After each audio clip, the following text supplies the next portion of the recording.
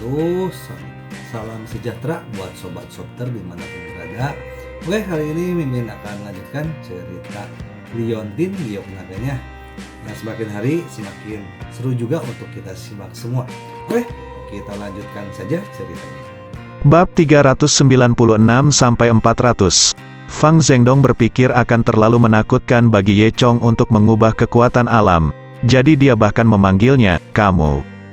Ye Chong menyentuh hidungnya, dan berkata dengan ceroboh, seni Feng Shui pada dasarnya misterius dan memiliki kemampuan yang tidak dapat diprediksi, tetapi orang modern tidak terlalu memahaminya, dan saya cukup beruntung untuk mempelajari beberapa hal yang dangkal, jadi saya dapat memahaminya, tidak sulit untuk menghilangkan gempa. Tuan Ye memang seorang master, seru Fang Zhendong. Ye Chong menyentuh hidungnya lagi, dan sekarang kata-katanya menjadi semakin tidak dapat diandalkan, dan dia bahkan tidak tersipu saat berbohong. Setelah makan sebentar, Ye Chong bangkit dan pergi ke toilet. Toiletnya ada di dalam private room, jadi tidak perlu keluar. Fang Zhendong duduk di sana sendirian, dalam suasana hati yang baik. Pada saat ini, tiba-tiba terdengar suara keras dari pintu. Nona, maaf, bos di dalam sedang mengundang tamu untuk makan malam. Anda tidak bisa masuk. Ini adalah suara pelayan. Minggir.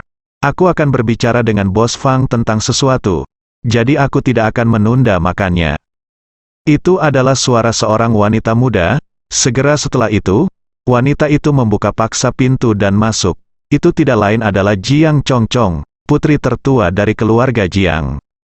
Jiang Chongchong mengenakan jaket putih, dan rambutnya digulung rapi menjadi sanggul di belakang kepalanya. Rok wol hitam di bagian bawah tubuh, dan sepasang celana termal hitam di kaki. Meskipun lebih tebal, tidak terlihat besar sama sekali. Fang Zhendong melihat Jiang Chongchong menerobos masuk, ekspresinya menjadi dingin, dan dia bertanya, Nona Jiang, bagaimana Anda menemukan tempat ini? Apakah ini terlalu berlebihan? Ternyata Fang Zhendong datang ke Luzhu dengan beberapa proyek besar di Yucheng. Dia ingin mencari seseorang untuk diajak bekerja sama, dan hanya ada 4 keluarga besar yang bisa bekerja sama dengan Fang Zhendong di Luzhu. Salah satu proyek yang sudah lama didambakan oleh keluarga Jiang. Jika bisa mendapatkannya, keluarga Jiang bisa menggunakannya untuk menginjakan kaki di Yucheng. Pada awalnya, keluarga Jiang dan Fang Zhendong berbicara dengan sangat baik. Namun, dalam beberapa hari terakhir, grup Jiang mengalami beberapa masalah bisnis. Fang Zhendong mencurigai kurangnya kemampuan Jiang, jadi dia belum memutuskan untuk bekerja sama dengan Jiang. Untuk masalah ini, Jiang Chongchong pergi beberapa kali, tetapi Fang Zhendong tidak begitu mudah dilihat. Hari ini, dia mendengar bahwa Fang Zhendong mengundang orang untuk makan malam di sini, jadi dia bergegas ke sini tanpa ragu. Dia buru-buru berkata kepada Fang Zhendong, Bos Fang, maaf, saya dengar Anda makan di sini hari ini, jadi saya sengaja datang ke sini. Saya tidak akan menyita terlalu banyak waktu Anda, tetapi saya hanya ingin memberitahu Anda bahwa grup Jiang kami memiliki saya sangat prihatin dengan proyek ini. Fang Zhendong menggelengkan kepalanya, dan berkata, seperti yang saya katakan, saya masih cukup skeptis tentang kemampuan keluarga Jiang, dan saya akan membuat keputusan setelah saya memeriksanya. Hah, Ye Chong berkata pada saat itu, tepat setelah mencuci tangannya di kamar mandi, dia mendengar suara yang dikenalnya. Dia keluar dari kamar mandi dan menemukan bahwa itu adalah Jiang Chongchong. Hah? Saudari Chongchong, ini benar-benar kamu, Ye Chong, kenapa ini kamu? Jiang Chongchong terkejut, kamu tidak mungkin Bos Fang. Apakah Anda seorang tamu di sini? Hei, Bos Fang memang mengundang saya untuk makan malam. Ye Chong tersenyum, dan kemudian menemukan bahwa Jiang Chongchong tiba-tiba menjadi penuh di depannya. Hei, Kak Chongchong, sepertinya kamu sudah menggunakan botol hijau kecil yang kuberikan sebelumnya. Bagaimana, aku tidak berbohong padamu, kan? Terakhir kali kami bertemu, Ye Chong menemukan bahwa Jiang Chongchong relatif datar, dan dia bahkan memberitahu Jiang Chongchong bahwa dia dapat mengubahnya dari A menjadi D. Kemudian, dia mengirimi Jiang Chongchong sebotol kecil Dewan Naga berwarna hijau. Jiang Chongchong awalnya tidak percaya, tetapi dia mencobanya nanti, dan keesokan harinya, dia benar-benar berubah menjadi D. Dia kagum, sosok yang semula sedikit cacat kini telah menjadi sempurna, dan telah mencapai tingkat yang membanggakan. Hanya saja Ye Chong menanyakan pertanyaan ini padanya pada kesempatan seperti itu, agak memalukan. Wajah Jiang Chongchong memerah, dia memberi Ye Chong tatapan mencela, dan berkata, "Kamu bocah nakal, kamu tahu ini tidak serius." Melihat penampilan keduanya, Fang Zhendong sepertinya memiliki hubungan dekat, jadi dia buru-buru bertanya, "Tuan Ye, apakah Anda mengenal satu sama lain?" Ye Chong mengangguk dan berkata, "Ya, kami memiliki hubungan yang baik." Ye Chong baru saja mendengar percakapan antara keduanya di kamar mandi, jadi dia mungkin menebak apa yang terjadi. Jiang Chongchong memandang Ye Chong dengan rasa terima kasih. Dia tahu bahwa Ye Chong berbicara untuk dirinya sendiri. Fang Zhendong juga orang yang pintar. Tentu saja dia mengerti arti dari perkataan Ye Chong. Haha, Fang Zhendong tiba-tiba tersenyum. Karena aku teman baik Tuan Ye, maka aku tidak perlu khawatir. Sikap Fang Zhendong berubah bahkan lebih cepat daripada dia bisa menggesek ponselnya. Jiang Chongchong sedikit terkejut. Mungkinkah Ye Chong benar-benar mengubah sikap Fang Zhendong? Dia awalnya berpikir bahwa Ye Chong yang memeluk paha Fang Zhendong. Ini sudah sangat bagus, bahkan keluarga Jiang sedang mencari kerja sama sekarang. Tapi baru sekarang dia menyadari bahwa Ye Chong adalah yang dominan. Fang Zhendong berkata sambil tersenyum, "Nona Jiang, apakah Anda belum makan? Mengapa Anda tidak makan bersama kami?" Fang Zhendong ini sudah mulai mengundangnya makan malam. Dan Ye Chong baru saja mengucapkan sepatah kata pun. Memikirkan hal ini, Jiang Chongchong menjadi semakin ingin tahu tentang Ye Chong. "Saudari Chongchong, ayo duduk." Ye Chong tersenyum. Jiang Chongchong menggelengkan kepalanya dan berkata, "Tidak, saya sudah makan." "Oke, Nona Jiang, mari kita bicara tentang kerjasama sekarang." Dalam 10 menit, Jiang Chongchong menandatangani kontrak dengan Fang Zhendong. Jiang Chongchong sedikit bersemangat, berterima kasih kepada Fang Zhendong dan pergi. Ye Chong mengirimnya ke pintu. Jiang Chongchong berbisik kepada Ye Chong, "Terima kasih hari ini, saya harus." "Berterima kasih banyak nanti." Ye Chong tersenyum dan berkata, "Saudari Chongchong, bagaimana Anda berterima kasih kepada saya?" Dia awalnya bermaksud agar Ye Chong bisa memilih makanan lezat dari gunung dan laut. Tapi Ye Chong tersenyum dan berkata, "Saudari Chongchong, biarkan saya melihat perubahannya setelah Anda menggunakan botol hijau kecil lain kali, dan saya akan memperlakukannya sebagai kunjungan kembali." Jiang Chongchong tersipu dan dimarahi, lalu dia berbalik dan pergi. Ketika dia keluar dari gerbang hotel, wajahnya masih panas. "Aku benar-benar tidak mengerti. Seorang anak kecil yang beberapa tahun lebih muda dariku. Mengapa dia tersipu setiap kali aku melihatnya? Tidak, aku harus kembali di masa depan." Jiang Chongchong berpikir dengan getir. Fang Zhendong melihatnya dengan jelas dari samping, dan berkata dalam hatinya, "Benar-benar pahlawan yang sedih tentang kecantikan. Ternyata Tuan Ye tidak memiliki perlawanan terhadap kecantikan, bahwa ada banyak wanita cantik di Yucheng. Mungkin bisakah Anda memperkenalkan beberapa kepada Tuan Ye?" Setelah itu, keduanya berbicara tentang kerjasama di zona pengembangan. Setelah makan malam, Ye Chong pergi. Setelah meninggalkan hotel, Ye Chong naik taksi dan bersiap untuk kembali ke Kilin Huating. Sopir taksi itu adalah pria gemuk, berkulit gelap, dan cemberut. Ketika Ye Chong masuk ke dalam mobil, dia melihat sesuatu yang tidak biasa, dan dia ragu sejenak. Tetapi pada akhirnya, dia masuk ke dalam mobil, duduk di kursi belakang, dan berkata, "Ayo kita mengemudi." "Mau kemana?" tanya sopir taksi dengan cemberut.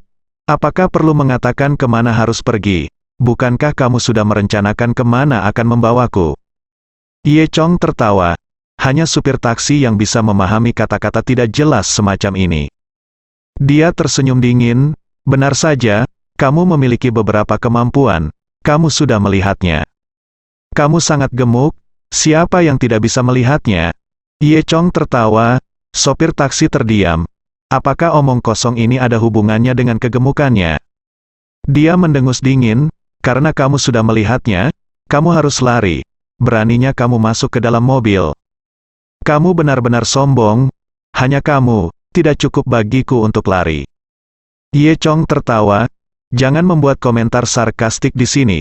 Bahkan jika kamu ingin lari, kamu tidak punya kesempatan, ikuti aku dengan patuh. Mengatakan ini, supir taksi menginjak pedal gas, dan taksi melaju menuju pinggiran timur Luzhu. Ye Chong berbaring santai di kursi belakang mobil dan menutup matanya. Faktanya, Ye Chong telah menemukan supir taksi ini sejak lama, dan dia mulai mengikutinya begitu dia meninggalkan rumah di pagi hari. Dan bukan kebetulan dia masuk ke mobil ini, itu diatur khusus oleh supir taksi. Ye Chong tahu bahwa pengunjung itu tidak baik, tetapi menghadapi musuh secara langsung lebih baik daripada ditatap oleh musuh sepanjang waktu. Nyatanya, supir taksi ini tidak lain adalah salah satu dari dua pria dan seorang wanita yang sedang berdiskusi tentang menyingkirkan Ye Chong di kedai kopi. Mereka bertiga adalah pembunuh Zhu Shenmen tingkat 4. Menurut aturan Zhu Shenmen, orang akan dibunuh jika menerima uang, dan mereka selalu menjadi satu-satunya yang membunuh orang lain, dan tidak ada orang lain yang berani menyentuh Zhu Shenmen.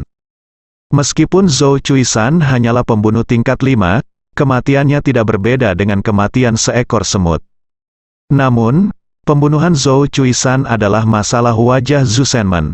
Jadi Zhu Shenmen mengirim 3 pembunuh tingkat keempat untuk membunuh Ye Chong. Mobil melaju selama 1 jam penuh, dan berhenti di pintu sebuah rumah bobrok di pinggiran timur Luzhu. Sopir taksi turun dari mobil, memberi isyarat mengundang, dan berkata sambil tersenyum, "Apa kabar? Ayo pergi." Ye Chong mengangkat bahu dengan acuh tak acuh, dan mengikuti sopir taksi ke halaman rumah bobrok. Di halaman, seorang pria dan wanita sudah menunggu. Pria itu tinggi, mengenakan jaket besar, kerahnya menutupi separuh wajahnya. Dari satu-satunya mata yang terbuka, orang bisa melihat tatapan pembunuh yang ganas. Dan wanita itu berusia sekitar 20 tahun, dengan sosok yang sangat menarik dan penampilan yang sangat cantik.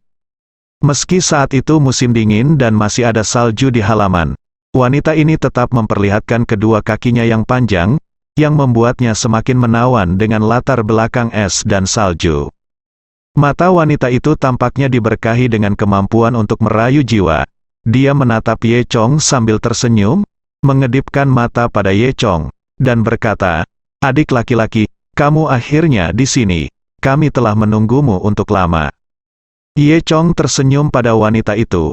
Dengan mata dewa naganya, sekilas dia bisa tahu bahwa usia sebenarnya wanita ini sudah lebih dari 50 tahun.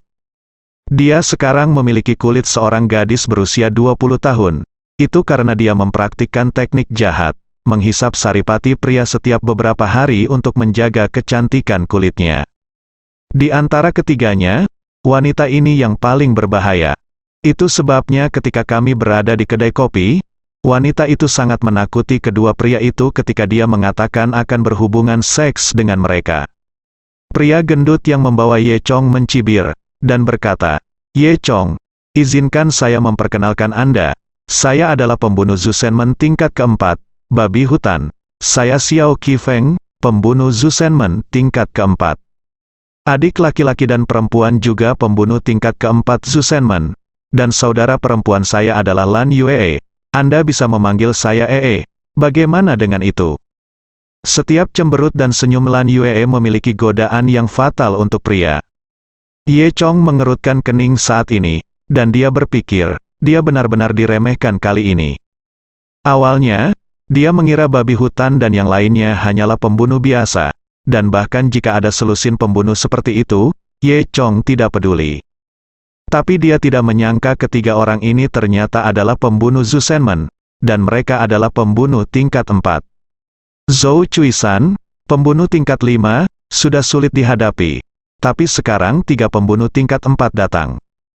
Ye Chong sendiri tidak yakin bisa menang, bahkan jika dia bisa keluar dari seluruh tubuh, dia harus memberi tanda tanya di hatinya.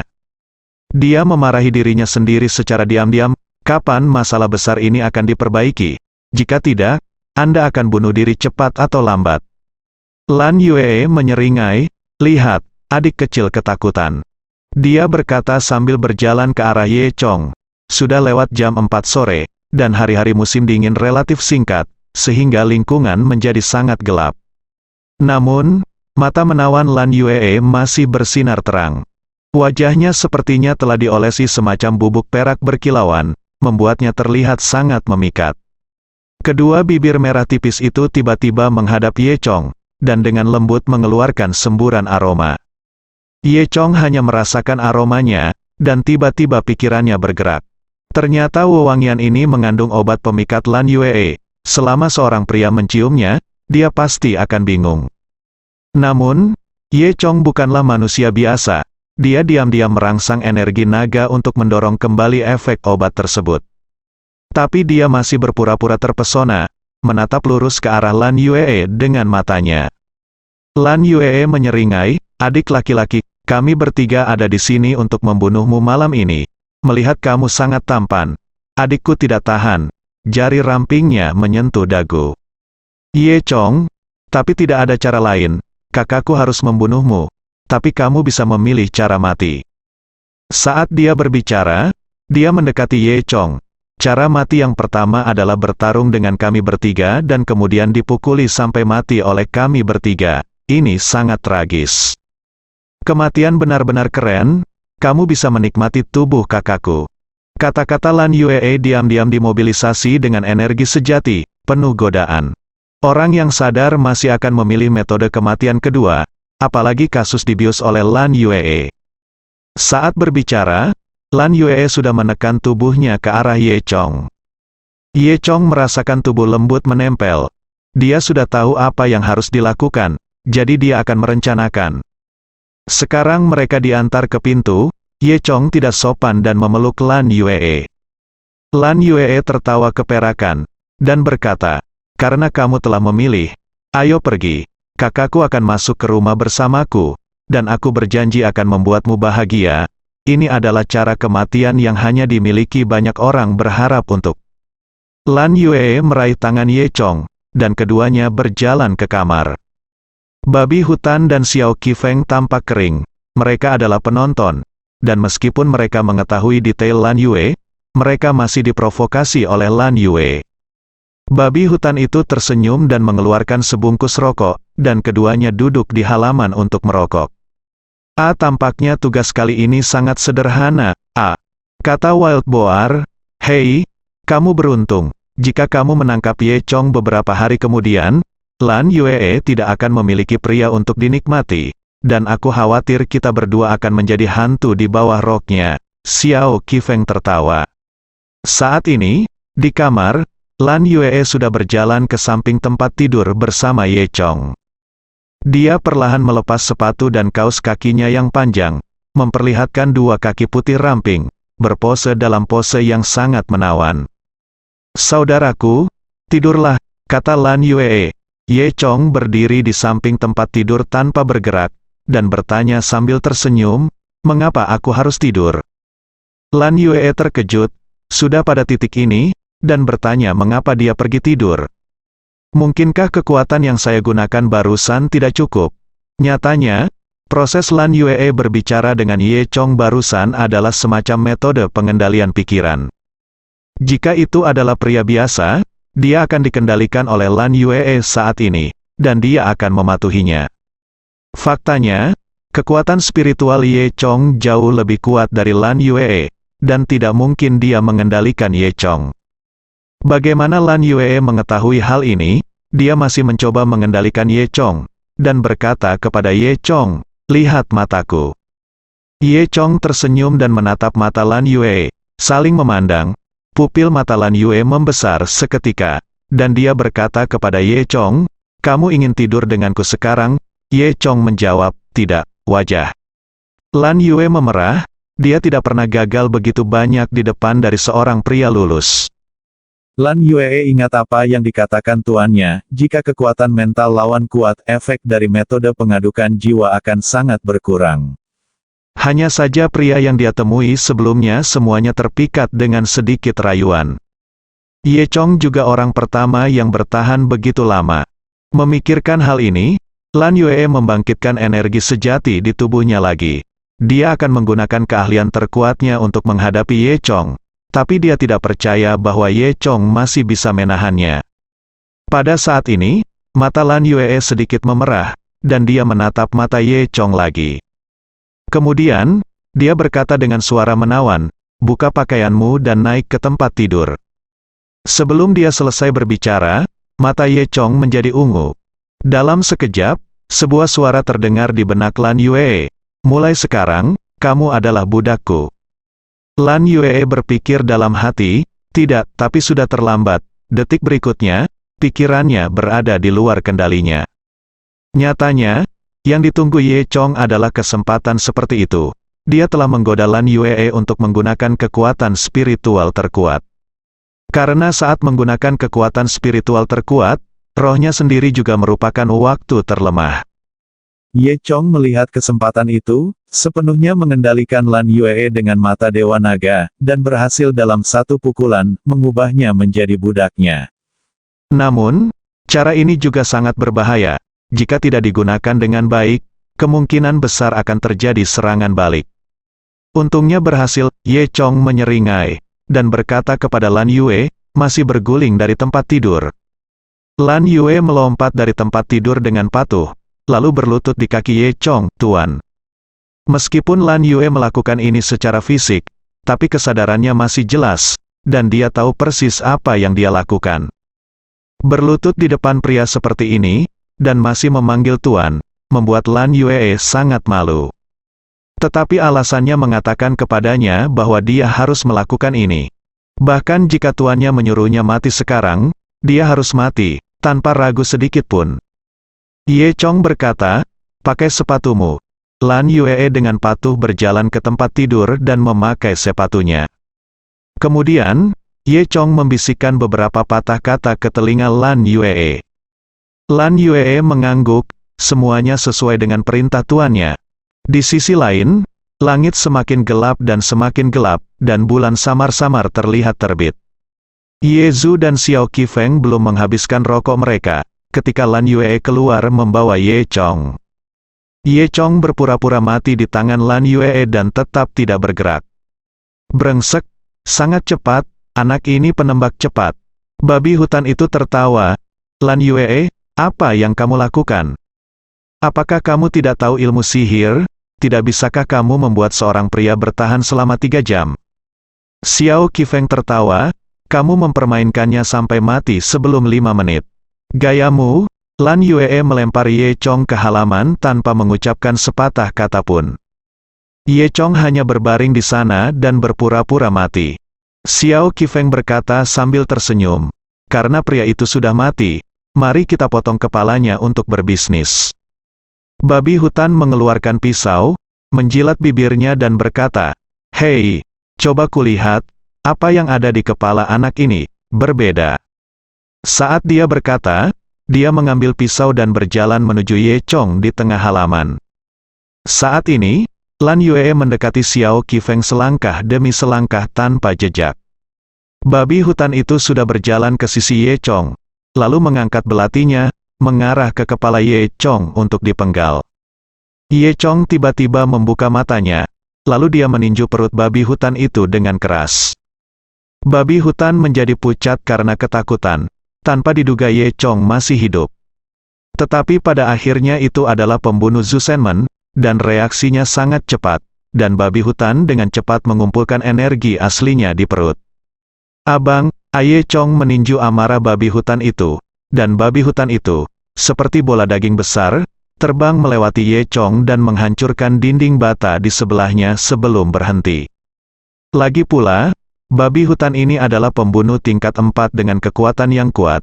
Selain itu, pukulan Ye Chong mengenai perutnya yang paling tebal, sehingga pukulan itu tidak fatal. Meski begitu, setelah babi hutan bangkit dari tanah, ia masih memuntahkan seteguk darah. "Sialan, anak ini cukup kejam," babi hutan mengutuk dengan kejam. Pada saat yang sama Ye Chong bergerak, Lan Yue juga bergerak pada saat yang sama. Dia memegang belati di tangannya, dan ketika Xiao Qifeng terkejut, dia menikam bahu Xiao Qifeng. Dengan "ci", bahu Xiao Qifeng ditusuk, dan darah mengalir keluar. Tapi reaksi Xiao Qifeng sangat cepat, dan sosoknya tiba-tiba terbang mundur, menghindari nasib tertusuk di bahu. "Lan Yue, kamu pelacur bayi perak, apa yang kamu lakukan?"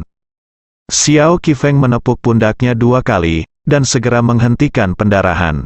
"Tuan ingin aku membunuhmu," Lan Yue berkata tanpa emosi. Ternyata semua ini adalah rencana Ye Chong. Ye Chong meminta Lan Yue untuk berpura-pura bahwa dia telah bunuh diri, dan kemudian memanfaatkan babi hutan dan ketidaksiapan Xiao Qifeng untuk menyerang secara tiba-tiba. Meski rencananya sangat bagus, namun gagal membunuh babi hutan dan Xiao Qifeng secara langsung, sehingga terlihat kekuatan kedua orang ini memang sangat tinggi. Jika ketiganya bergabung untuk menangani Ye Chong, dia mungkin sudah mati sekarang. Untungnya, Lan Yue ingin mengendalikan Ye Chong pada awalnya, tapi Ye Chong berbalik untuk mengendalikannya. Ini memberi Ye Chong kesempatan untuk mengalahkan mereka bertiga satu persatu. Meskipun dia gagal membunuh mereka berdua, Ye Zhu dan Xiao Qifeng terluka, jadi itu tidak lagi memprihatinkan. Ye Chong mendengus dingin, "Pergilah ke neraka." Setelah mengatakan itu, dia bergerak menuju babi hutan. Saat Xiao Qifeng ingin membantu, Lan Yue mati-matian menghentikannya. "Kamu pelacur, pergilah dari sini, kalau tidak, jangan salahkan bawahanku karena kejam." Xiao Qifeng memarahi. Hanya ada satu kalimat di mulut Lan Yue, "Tuan memintaku untuk membunuhmu." Saat ini, Ye Chong dan Ye Zhu sudah berjuang keras. Kekuatan babi hutan jauh lebih kuat daripada Zhou Cuisan, dan energi sejatinya lebih murni. Tapi babi hutan itu terluka, dan secara bertahap menjadi kelelahan di bawah serangan kuat Ye Chong. Babi hutan menjadi semakin cemas, dia tidak menyangka akan terbalik di selokan kecil ini. "Jika saya tidak melakukan hal lain, saya khawatir saya akan mati hari ini." Semakin cemas babi hutan itu, semakin ganas serangan Ye Chong. Akhirnya, babi hutan itu secara tidak sengaja dipukul di bagian dada oleh Ye Chong. Puff, babi hutan menyemburkan seteguk darah, merasa seolah-olah sebuah truk raksasa telah menabraknya. Semua organ dalam tubuhnya hancur berkeping-keping oleh Ye Chong. Kemudian, Ye Chong menendang babi hutan itu seperti bola daging. Babi hutan terbang puluhan meter, tergantung di pohon besar di luar tembok, mati tak bergerak, dan darah mengalir dari pohon besar ke tanah. Di sisi lain, Lan Yue masih bertarung dengan Xiao Qifeng. Dia mengacungkan belati, dan setiap gerakan adalah gerakan pembunuh. Meskipun Lan Yue pandai dalam teknik menggoda, kekuatan kerasnya adalah yang terendah di antara ketiganya. Oleh karena itu, Xiao Qifeng secara bertahap mendapatkan keunggulan. Tapi Lan Yue tidak lagi peduli dengan hidup atau matinya sendiri. Dia hanya punya satu pikiran di benaknya, dan itu adalah untuk memenuhi perintah tuannya. Oleh karena itu, sulit bagi Xiao Qifeng untuk menang untuk sementara waktu. Ditambah dengan gaya permainan yang putus asa ini, Xiao Qifeng tidak dapat menahannya untuk sementara waktu. Xiao Qifeng cemas, melihat babi hutan secara bertahap mati, dan akhirnya dibunuh oleh Ye Chong. Dia merasakan hawa dingin di hatinya. Babi hutan sudah mati, dan sekarang dia satu-satunya yang tersisa. Melihat Ye Chong akan segera bergabung dalam pertempuran di sini, dia tidak memiliki peluang untuk menang sama sekali.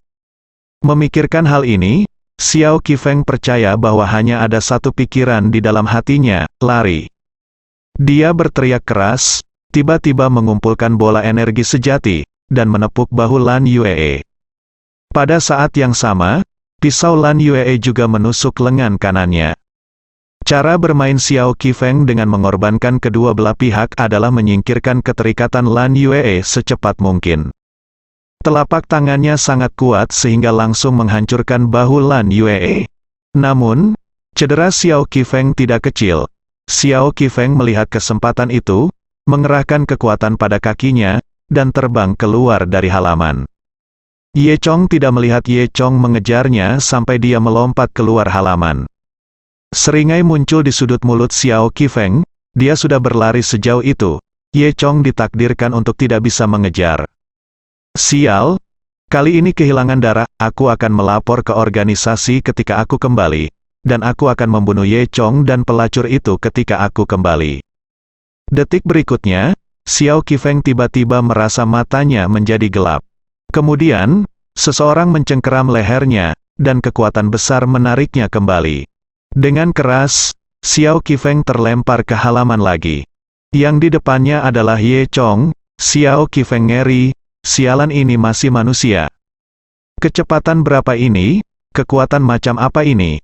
Meskipun dia terluka, dia masih merupakan pembunuh Zhu Shenmen tingkat 4. Di depan Ye Chong, dia bahkan tidak memiliki kualifikasi untuk berlari.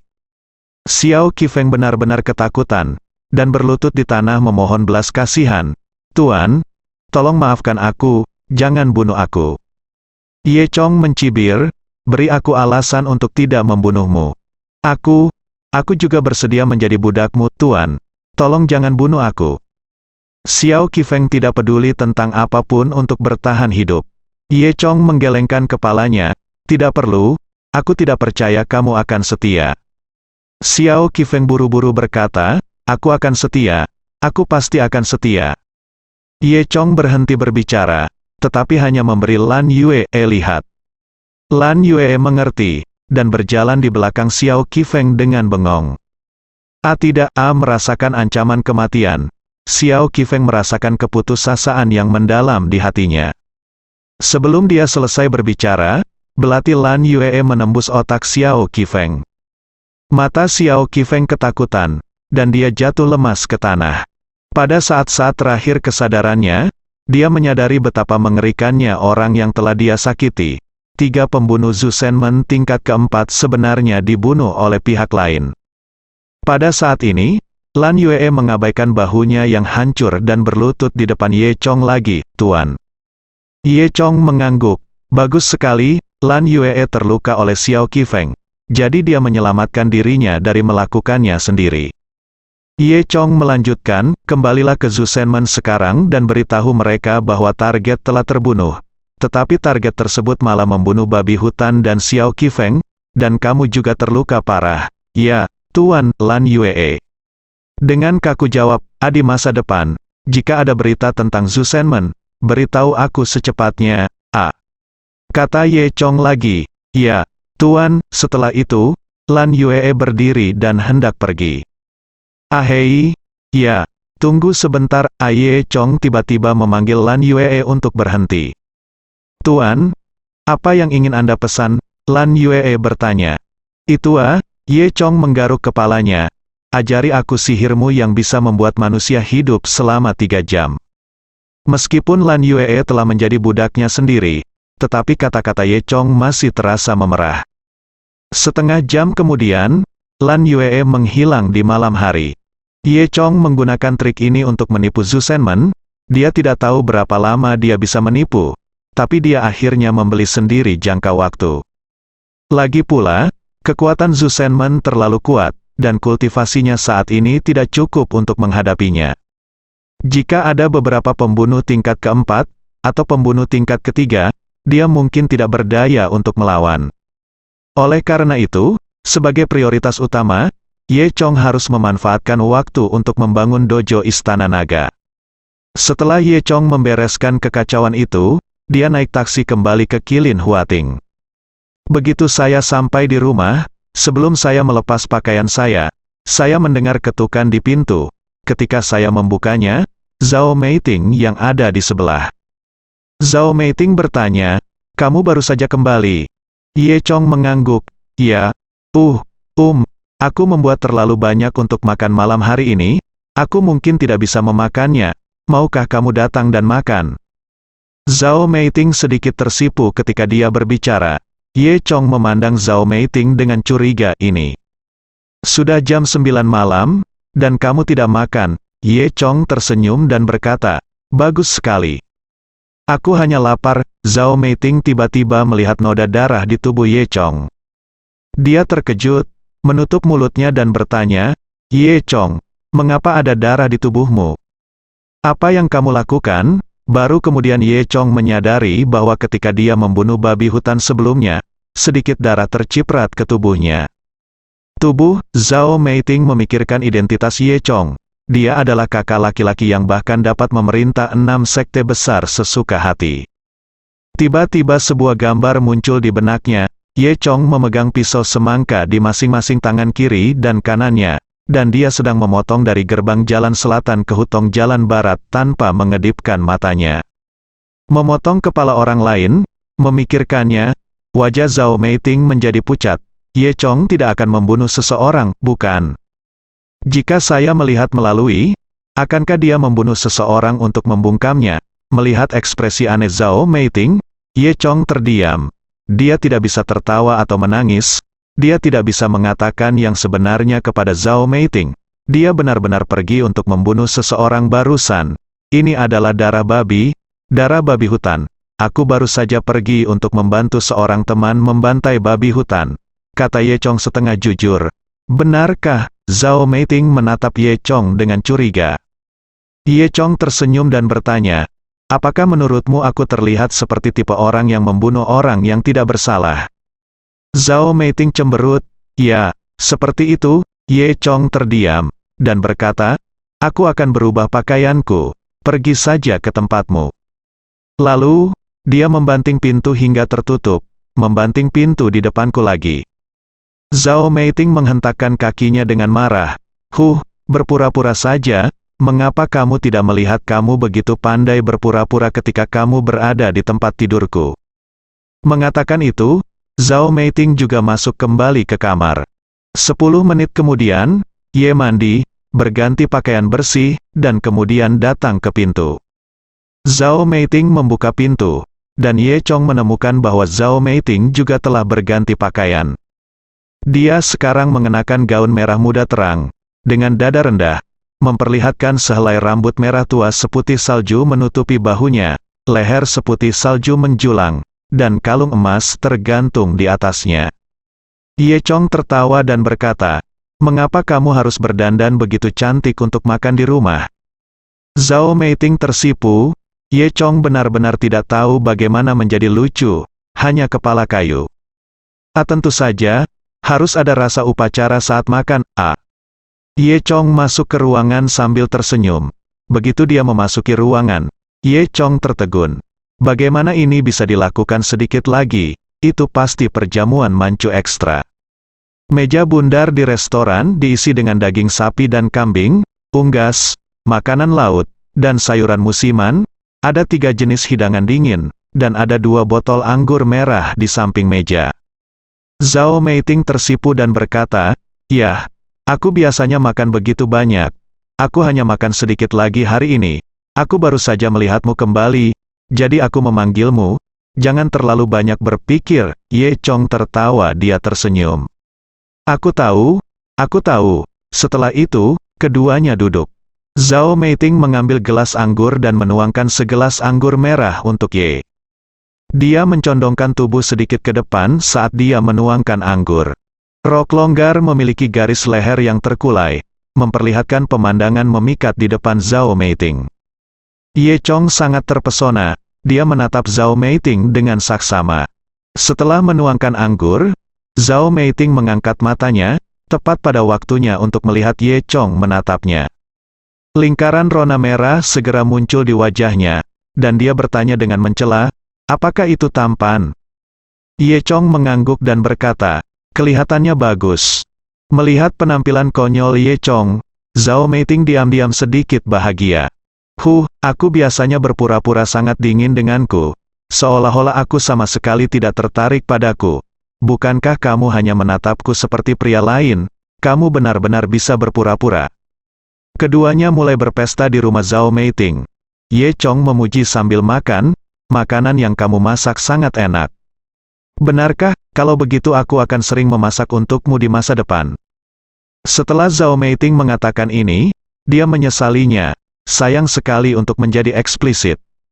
Ye Chong tertawa, bintang besar memasak untukku setiap hari. Aku sangat senang. Zhao Meiting menundukkan kepalanya dengan malu-malu, tidak tahu harus berkata apa. Ye Chong berkata, jangan khawatir, Aku tidak akan memakanmu secara gratis. Bagaimana kalau aku menghiburmu di sebelahmu saat kamu memasak? Ye Chong menyeringai, pernahkah kamu mendengarnya? Pria dan wanita cocok, dan pekerjaan tidak melelahkan. Zhao Meiting mendengus, aku tidak peduli denganmu. Kamu tahu itu tidak serius setiap hari. Ye Chong memandang Zhao Meiting dan cemberut dengan mulut kecil. Saya tiba-tiba merasa bahwa Zhao Meiting benar-benar cantik, dia pantas menjadi bintang populer. Zhao Meiting tercengang saat melihat Ye Chong menatapnya lagi, dan diam-diam dia bahagia lagi. Dia memberi Ye Chong pandangan kosong. Apakah kamu sudah cukup melihat? Makan segera setelah melihat cukup. Ye Chong tersenyum dan berkata, melihat saja tidak cukup. Akan lebih baik jika kamu bisa menyentuhnya. Zhao Meiting mendengus. Kemarin saat aku mabuk, kamu sering menyentuhku, kan? Wajah tua Ye Chong tiba-tiba memerah. Dia awalnya ingin mengolok-olok Zhao Meiting, tetapi Zhao Meiting melawan. Ya, sebenarnya aku tidak tadi malam. Aku hanya melihatmu banyak minum. Oh tidak, mabuk, lalu menggendongmu ke tempat tidur. Aku tidak melakukan apa-apa lagi. Zhao Meiting diam-diam tertawa sambil tersenyum. Lalu dia mendengus dan berkata, HMPH, aku tidak peduli. Kamu telah mengambil begitu banyak keuntungan, kamu harus memberiku kompensasi kamu. Ye Chong menyipitkan matanya, bisakah sesuatu yang baik terjadi? Dia dengan cepat bertanya, bagaimana cara memberi kompensasi? Apakah Anda ingin berjanji dengan tubuh Anda? Zhao Meiting berkata dengan tak tahu malu, apa yang kamu pikirkan? Pergi ke ibu kota mungkin butuh beberapa hari untuk kembali setelah syuting adegan. Aku ingin kamu membantu menjaga adikku. Jaga adikmu? Ye Chong tampak kecewa. Ya, aku juga telah melihat kemampuanmu hari ini. Aku tahu kamu pasti punya cara untuk mendidik kakakku. Aku hanya ingin dia menjadi orang baik dan berhenti main-main. Zhao Meiting menatap Ye dengan mata berairnya yang besar. Chong, bertanya, Ye Chong, bisakah kamu berjanji padaku? Ye Chong tersenyum dan berkata, oke, tidak masalah. Serahkan saudaramu padaku. Jika kamu tidak melatihnya menjadi seorang pria, aku tidak pantas mendapatkannya. Dipanggil saudara iparku. Zhao Meiting tersenyum, puci, menatap Ye Chong dengan mencela dan berkata, kamu tidak serius lagi. Saat dia berkata, Zhao Meiting menuangkan segelas anggur lagi untuk Ye Chong. Ayo lanjutkan makan, Ye Chong berkata sambil tersenyum, Meiting, kamu ingin membuatku mabuk dan membalas dendam kemarin, kan? Zhao Meiting tersipu, kamu benar-benar jahat, kamu seorang hooligan. Beberapa hari kemudian, iklan yang dibuat oleh sutradara Yimou dipasarkan, dan segera menimbulkan dampak yang besar. Tampaknya perhatian orang bukan pada botol hitam kecil Dewa Naga, tetapi lebih pada Tang Chun. Siapa gadis ini? Dia adalah kecantikan yang langka dalam 4000 tahun. Melihat iklan ini, aku langsung jatuh cinta. Sial, acara TV apa yang sedang aku tonton di iklan dari botol hitam kecil Dewa Naga. Untuk sementara, keindahan dalam Cheongsam merah tersebar di seluruh jalan dan gang Luzhu, dan popularitasnya sebanding dengan Zhao Meiting. Dan Dragon God Little Black Bottle langsung menjadi nama rumah tangga. Banyak orang sama sekali tidak memikirkan efek botol hitam kecil itu, tetapi karena efek kecantikannya, mereka mau mencobanya. Bahkan banyak pria lajang yang mau mengeluarkan uang untuk membelinya. Beberapa agen besar di Luzhu menelepon setiap hari. Kapan persediaan akan tersedia? Banyak orang datang untuk menanyakan kepada saya apakah ada botol hitam kecil untuk dijual. Di sisi lain, selain pemasaran agen selain itu, Tang Chun juga menemukan seseorang untuk membuat situs web untuk penjualan online, dan itu hancur dan lumpuh pada hari pertama operasinya. Sisi Chen Ruoqi bahkan lebih besar dalam sekejap, dan dia harus merekrut lebih dari 100 pekerja untuk sementara waktu untuk bertanggung jawab atas bisnis pengiriman ekspres botol hitam kecil itu. Penilaian Ye Chong benar di awal, Tang Chun benar-benar memiliki kemampuan untuk membuat iklan, dia bahkan mulai merencanakan dan membuat beberapa iklan produk lain sekaligus. Pada hari ini, Ye Chong sedang mendiskusikan detail pembangunan zona pengembangan dengan Long Xiu. Lin Tianqi tiba-tiba menelepon, brengsek, Saudara Chong, di mana kamu? Sesuatu terjadi. Ye Chong bertanya, apa yang terjadi? Lin Tianqi berkata, truk anggur kami mengalami kecelakaan, dan saya tidak tahu detailnya. Saya bergegas sekarang, Anda juga pergi ke tempat kejadian, tepat di sebelah jalan layang di luar zona pengembangan.